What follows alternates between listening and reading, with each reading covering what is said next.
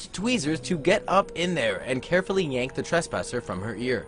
It awoke a short time later, fully alive. Is this real life right now? These things would totally freak me out. Just imagine if you found one of these things living in your ears and doctors can't take it out for like 9 days. I'd be freaking out, and for sure I would need some medication to calm down. How's it going, YouTube? I'm LandonProduction, and this is where I talk about the news or anything else trending out there in the world. And make sure you guys stay to the end of this video and every single video, because I'm going to be replying to your guys' comments. Today I'm going to reply to your comments from yesterday's video. Okay, so this right here is Katie Holly, who woke up one day with a strange pain in her ear. So she investigated it to see if she can find something, and she actually discovered 2 cockroach legs poking out of her ear. Her husband tried to remove it with tweezers, but the cockroach would just wiggle deeper into the ear canal. Katie was taken to the hospital to have the cockroaches removed from her ear canal. Later that day, an ear, nose, and throat specialist managed to remove the cockroach's entire body, upper torso, and remaining limbs, and its antenna as well. The doctor was able to grab it in pieces. When everyone thought it was all removed, Katie still felt something in her ear, and guess what? 9 days later, 6 more pieces of cockroach was still stuck in her ear. It's a pretty insane story, and again, I would be freaking out. At that point, I would say my ear, it just has to go. This next story is a pretty messed up one, and it's becoming too common. A woman in her 20s in London was doused by acid. Police and firefighters were called onto the scene, and you can see firefighters hosing down this woman and trying to stop her from burning. Police right now are hunting for a man who is believed to have carried out the targeted attack and fled. People took it to Twitter to say this: feel physically sick after walking past a poor innocent person getting hosed down by firefighters after being caught in the middle of an acid fight in Brixton. So scary that this can happen on our doorsteps. Hope they are okay. I don't know why this is a very common thing in the UK, but you hear about all these acid attacks. I'm not sure what the heck is going on, and it's pretty sad. Moving on to a 13-year-old Courtney McGinley, and he was involved in a very serious accident. Trenton was playing with his friends in March, and he was in a trailer that was being pulled by a dune buggy. Well, his friend suddenly slammed the brake and the trailer flipped over, and Trenton slammed his head right into the concrete. He was rushed to the emergency room at USA Medical Center when doctors told his parents he had 7 skull fractures and he would most likely be in a vegetable state where he could be kept alive on machines. Imagine this happens. Someone you know, someone you love goes into like a vegetable state. I mean, what do you do? Do you keep that person alive? Do you pull the plug? I'd feel like I'm killing this person if I decide to pull the plug. It's a very tough situation. Trenton's parents were put in this predicament. Trent was declared brain dead and was barely breathing. His parents actually made the heartbreaking decision to donate his organs to children in need of transplants, and 5 kids actually needed organs that matched him. The parents also said it is unfair to keep bringing him back to life because it's just damaging his organs even more, so the parents were just thinking of the kids that their kid can save. The day before Trenton was meant to be taken off the life support, he actually began to show brain activity. A miracle happened and Trenton woke up from his coma. He has had 3 brain surgeries so far, and he was finally allowed to go home. His life is for sure different now, but it's insane that this kid was just 1 day away from getting the power pulled and all the machines turned off that would have killed him.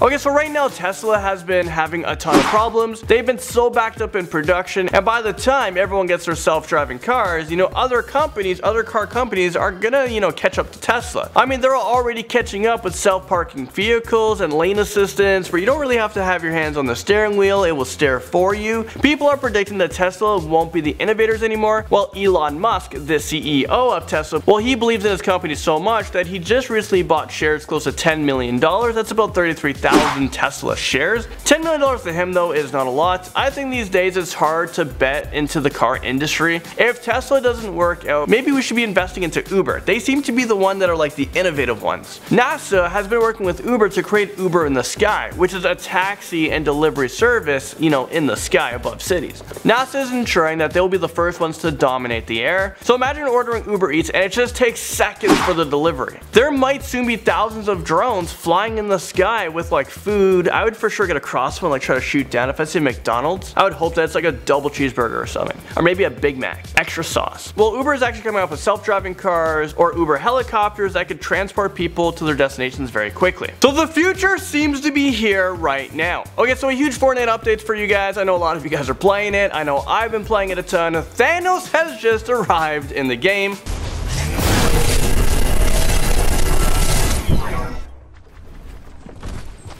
Okay, so I have more updates on the Team 10 situation. Really big YouTube news story. How do I not talk about it? Team 10 was a team created by Jake Paul, we all know. Well, this team has grown to be one of the most successful YouTube squads. Well, it seems to be unfolding under Jake, and his empire seems to be fading away. We all know CEO, England is my city, Nick Crompton, has stepped down. Chance and Anthony has also decided to quit Team 10. They were Jake Paul's best friend. Tessa Brooks has also left Team 10. And I might have the reason to what is going on. There has been a management shift in the company, and everyone is hating it. Apparently, Jake Paul's dad, Gregory Paul, has taken over Jake's business and Logan Paul's business as well over the past month. Greg Paul audited both companies and realized that a lot of money is being spent in the company that doesn't have to be. So Craig decided to just cut expenses, fire people. He fired editors and other employees that he didn't feel was important. CEO Nick Crompton doesn't like the direction the business is heading to, and it seems to be rubbing people the wrong way. There are other reports saying that Greg Paul might be fusing Jake and Logan Paul's businesses together just to make one super company. I'm not sure if that is the best decision. Well, it seems like the YouTubers who quit Team 10, they might have another job very quickly with another massive YouTuber. We're talking about FaZe Banks. He took it to Twitter to say this: got open rooms for all you guys at the Nick Crompton, at I'm Chance Sutton, and I'm Tessa Brooks. Right now, Jake Paul has been losing a ton of views. He's still making millions, but his company seems to be going into the wrong direction. His channel, instead of gaining 6 or 7 million views a day, it's been getting like 2 or 3 million views. So there's a huge shift going on right now. I know YouTube algorithms are changing right now. I really hope Jake figures his company out, and hopefully hiring his dad can work out for him in the long run. If not, I do hope he has the guts to just cut his dad and just fire him. I mean, as soon as they hired him, things to be, you know, falling very quickly, and apparently Jake Paul has been freaking out, and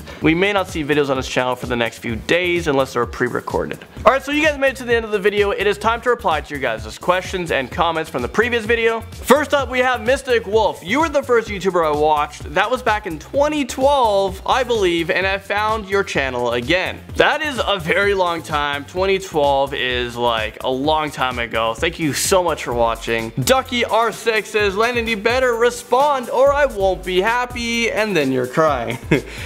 That's the response, and you got 1 thumbs up. Thanks so much for watching the video and leaving your comment. I'll try to reply to as many of you guys as possible. Boss0726 says, how's your dad, Landon? Is he okay? Update, big update. Yesterday he actually left the hospital. It's been 6 months. JustBus247 says, been watching since 2012. A lot of you guys have been watching since 2012. Bring back Chipmunk voice, LOL. Oh my god. I used to troll myself, and I used to do this thing where I'm like typing on the computer, I'm being the troll, and I'm... Yeah, I put it in a high-pitched voice. A lot of you guys liked it. Maybe if there's a lot of you guys that missed it, maybe I'll bring it back. Brad Boy Cola says, I think everyone left Team 10 by now. I don't know. I wonder if Jake Paul would leave Team 10. Would Team 10 just fold? The SA Time says, what is your wife's favorite color? Her favorite color is blue. Boy Fernam says, hey London.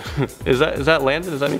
What's your thoughts on Pokemon? And you spell my name with L-A-N-D-O-N. Pokemon's awesome. I collected Pokemons growing up, and I have every single card up to number like 380. So I have every single one of them. Every so often, I go on Amazon or eBay or Kijiji and I buy Pokemons. Marinam Acuna says, let's get to 1 million subscribers now. We're trying.